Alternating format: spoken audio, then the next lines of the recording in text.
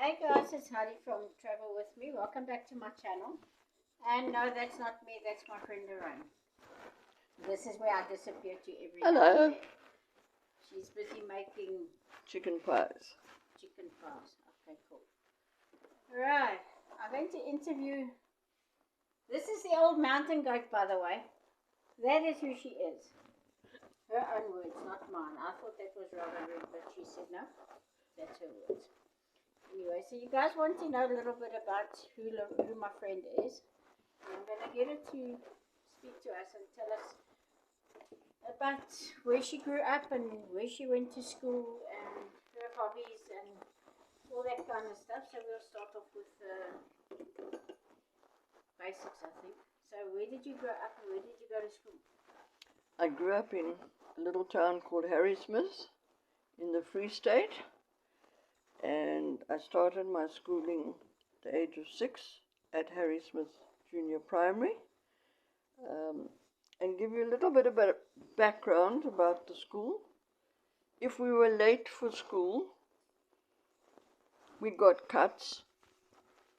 We were hit over the knuckles in class if you spoke or anything. Our teacher, Miss Jordan, had a arsenal of things. She used a ruler with a steel thread in it, propelling pencils, quin sticks that she used to hit us with if we misbehaved in any way. If you were late for school, you went to the principal's office, and the principal would give us cuts for being late, so we were never late for school. To get to school, I lived on a farm. I was born on a farm in 1942 in Harrismith. Grew up on the farm, grew up on fresh Jersey cow's milk. My mum couldn't feed me, so the doctor said put her straight onto cow's milk, no water. Do you need to move around? Not so much, it's okay. And so yeah, I grew up barefoot. I had chilblains on my feet and hands, and to try and help them to get the chilblains away, I had to stand in cow patties. I had to put my hands in warm cow patties. I had to put it even in my piddle pot to try and get rid of chilblains. And then I went, when we had to move to Cape Town because of my mom's health, and I went to Oakhurst Junior School, and then I was a founder member of Westerford High School. Cool. Okay. So now you know a little. How was your childhood like? My childhood was very happy. I had a very happy childhood. I had two wonderful parents, and I had a lot of fun. I had a brother 6 years older than myself, and we used to get up to all kinds of mischief. My mom never knew when I was going to come home with my head in my hands with all my accidents that I had. Yeah. Nothing stops you. Nothing stops you. Okay, that was your childhood. Anyway, and hobbies? What you passionate about? First aid. You're Teaching passionate first about aid. first aid. Yeah, this is the lady that got me involved in first aid. It's her fault, eh? So yeah, I come and work every now and then like a normal person, and this is where I come to. But my biggest passion is animals. I love animals. I've always had animals. I had a skunk as a pet. I trained dogs. I trained police dogs. I had my own dog training school. Those were my passions. Okay, and what other things did you do in your life? Well, when I left school, I left in Standard 8, which was junior certificate. We didn't have to have matric. I had no interest in going to varsity. I wanted to become a vet. Because I was female, I was not allowed to become a vet. So I thought, well, okay, I'll go into the next best thing, which was to become a nurse. And I was not allowed to become a nurse because I'm allergic to tetanus. So that went out the window. And my brother worked for a company in those days called Hollerith. And I got a job at Reckitt and Coleman as a Hollerith punch operator. Those are your cards that you clock in and out with? Well, you didn't have to clock in. It was in the offices, not in the factories. Well, okay. Okay. Okay, and goals that you set for yourself as a youngster, did you achieve them? What goals did you have? I didn't really have any goals because everything I wanted I couldn't do. No. But yeah, I had fun, lots of fun, incidents that happened. My dear darling brother, I grew up in a world of boys, so I become very much a tomboy. We would go down to the river and catch crabs, and the bait he used was my big toe. I had to sit on the side with my toe in the river to catch the crabs. You must have loved your brother. I would have told him to go off. At the age of 5, we went to England. My parents all come from England. And at the age of 5, we went to England. My grandfather had just come back from being a prisoner of war, a Japanese prisoner of war. And he was dying. And he just longed to see us, his grandchildren, my brother and I.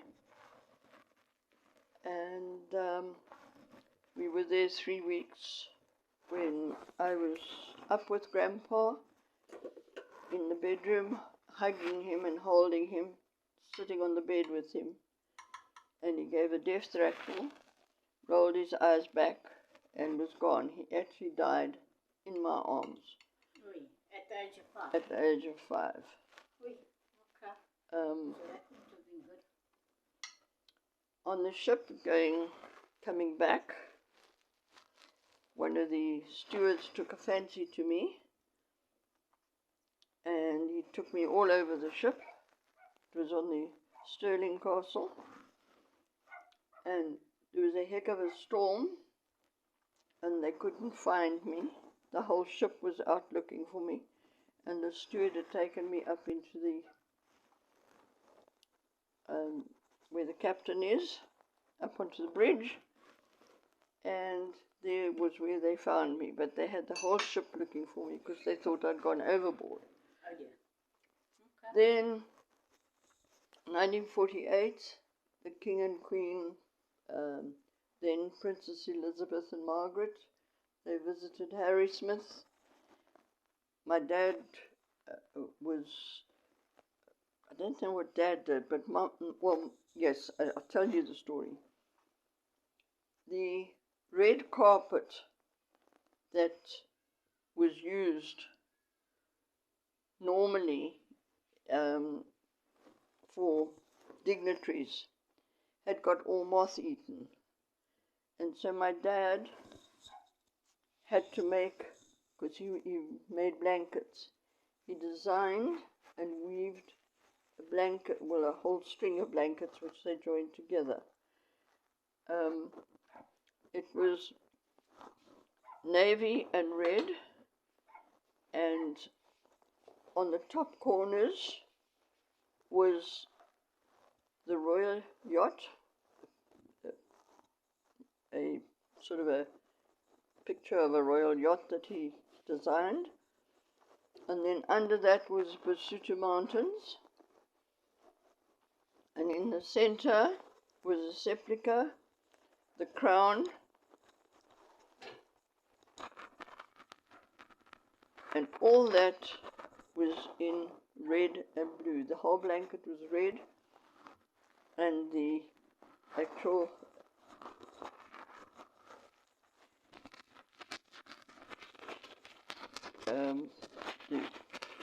whatever Dad made on it, like the mountains, and that was in royal blue. The royal family arrived. We were all standing. My mum was in the choir, and my brother was standing in line with the school children. I wasn't at school then. I hadn't started school.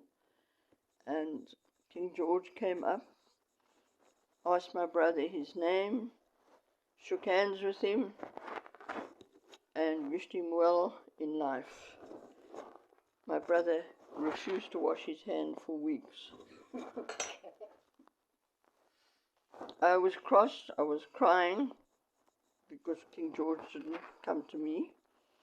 And I was standing right there, and my dad said to me, "Go forward and speak to them." The Queen, well, she wasn't Queen then, it was Princess Elizabeth. And I was too shy, so I didn't get a handshake or a talk. When we moved to Cape Town, because of my mum's illness, we first stayed in Mowbray, and as I say, having an older brother, he started going to Observatory High. I hadn't started school yet in Cape Town, but where we lived, there used to be the woolen mills down at the bottom where Dad worked, and then the cottages where our friends, well, not our friends, but a whole row of cottages, and my friends, little monkeys, we were all little monkeys then, the boys, the cottages didn't have flush toilets. We had buckets, and we had a fat old lady. I won't say she was little, she was very fat. And she was always moaning at us and telling us we were terrible children and all kinds of things. So the boys decided, that's it, they've had enough of her. She went to the toilet, and as she sat on the toilet, where they take the buckets out at the back, they had a long stick with a prickly pear stuck on it. And as the old lady sat down, they walloped her with the stick. Yeah. That's not good. That was not good, but it was good fun at the time. And then we ran like mad. Okay, so my friend's not that innocent of, well, it's the boys that did that, not all. Okay. But we were all there. And then the one day, I'm going back to Harry Smith now. But we went, one day we got new people, a new girl in our class. She was from England, and she didn't know how to get herself home. She couldn't remember where she lived. So, no problem. I walked her home. My mum was ill, and I should have been home ages ago, but that didn't happen. And I walked home with this girl. They had the police, they had my brother, my father, everybody searching for me.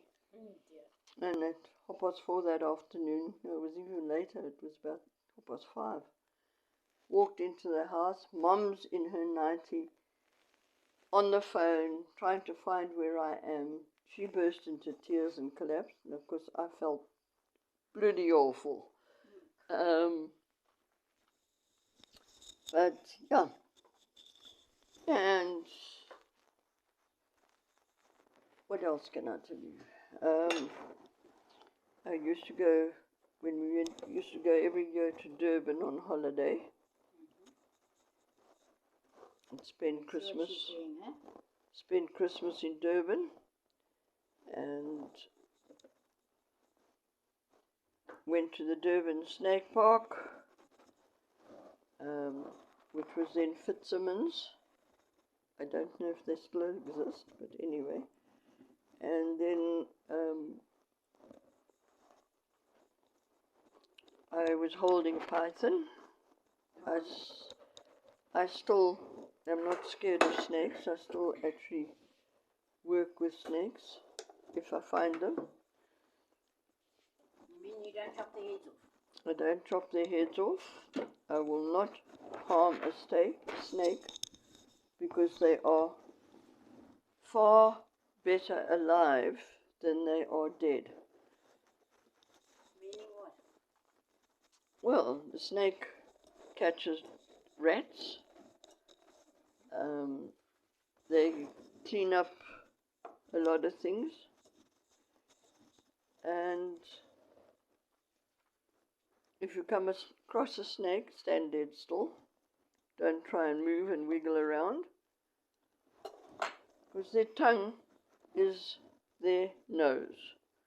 So you don't try and do anything like that. What else did I do?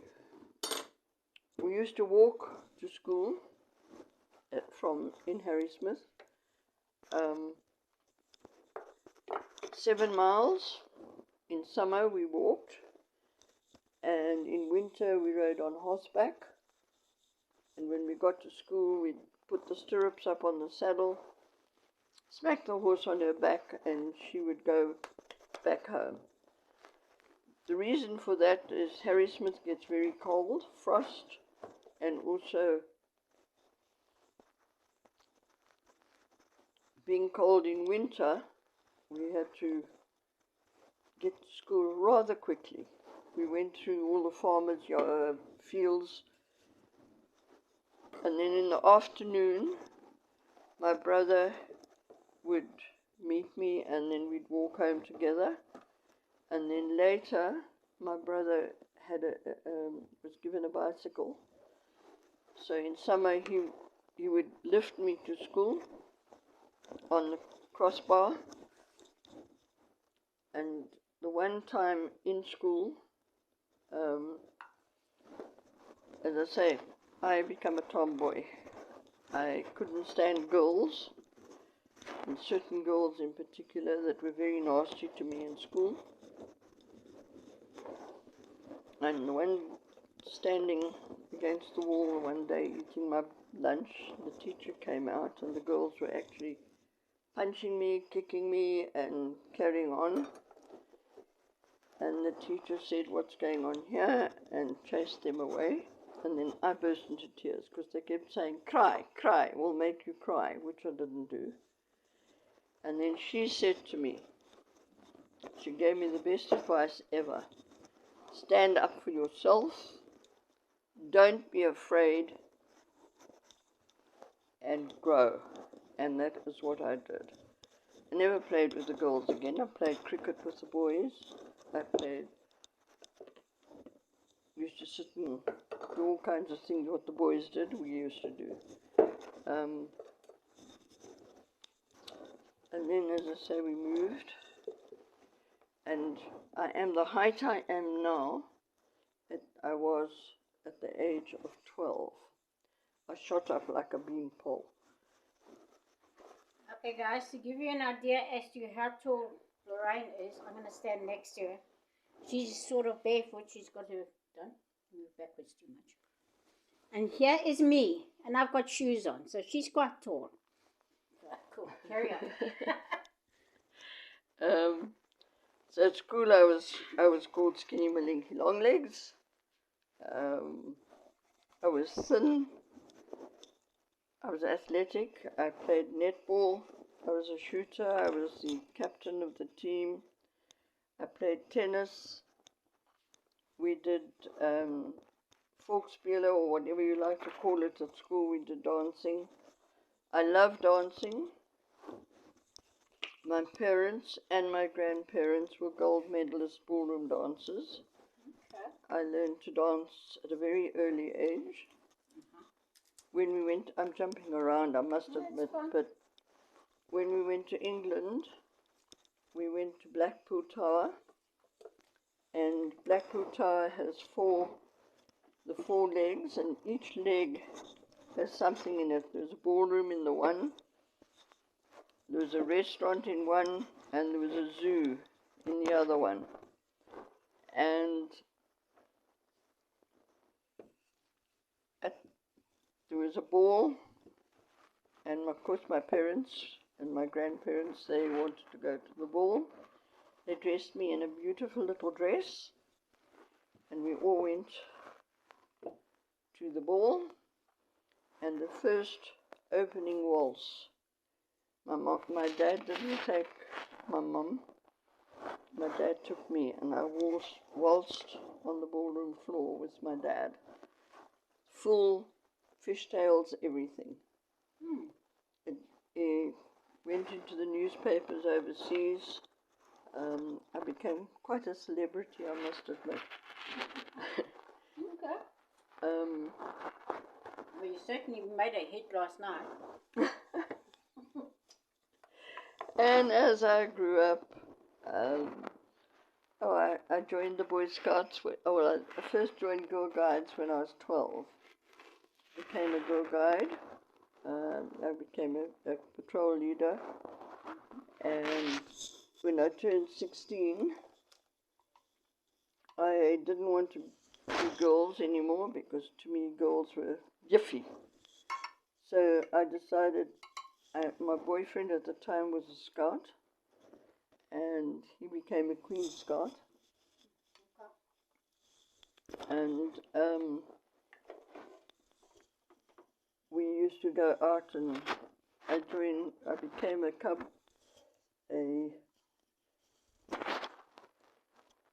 you don't call them cub mistresses, because cubs are too young to have mistresses. Yeah, okay. So they were called cub masters. And I got invested, and I've got 37 years long service with the Boy Scout movement. Okay.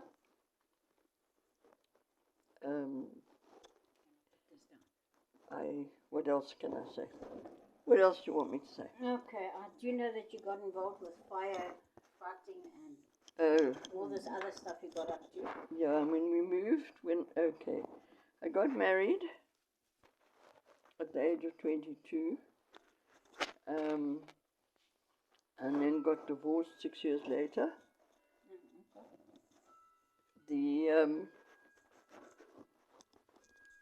Then I met my present husband. We've been now married, this year we'll be married 52 years. Well done. And in the Scout movement, I did mountain rescue, and then I joined on the farm in Hookville, where we were staying after we got married. I was in charge of the radios and disaster management. I was part of disaster management. I did firefighting. I did helicopter rescue. I did first aid from two bricks in the Tiki High. You know, when I started with the Scouts, I started with first aid. Okay.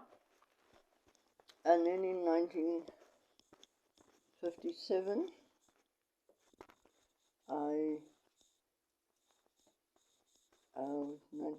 think it was 1957, I decided, well, there was an advert for St. John Ambulance to teach first aid, and so I applied, and I took my darling friend with me. That wasn't 1957. I wasn't born then. Okay. It was 97. It was 97, yeah. I ain't that old. Okay, I'm getting my tongues in a knot. It was 1960. I did a course with Red Cross, and then in 1997 I did a course with St. John's, and I've been with St. John's for many, many years. As an instructor, I became an instructor, I became all kinds of things. I also did home care. And in the meantime, I taught dogs. I was a dog teacher, handler. I love animals. I had my own dog training school. And I taught police dogs, trained police dogs. The competition I went in for, because my dog was not a pedigree, the German Shepherd clubs, he was a cross German Shepherd, I won hands down, but they would never give me the trophy. I got a little trophy, but not a big trophy. Then I had a training school in Durban. I had a pet shop in Durban, and I had a dog training school there. And the one class that I had, we had 36 dogs. And when they came to me, they couldn't stand each other. At the end of 6 weeks, I said to the owners, right, release your dogs. And they looked at me, I said, take them off their leads. And I cried because I had 36 dogs running around playing with each other. No fights, no arguments. Wonderful. Okay. What was your school's name? My school for the dog training. Oh, crumpets, I can't remember what I called it. I just called it Lorraine. I think it was just Lorraine's dog training. We just advertised it as dog training.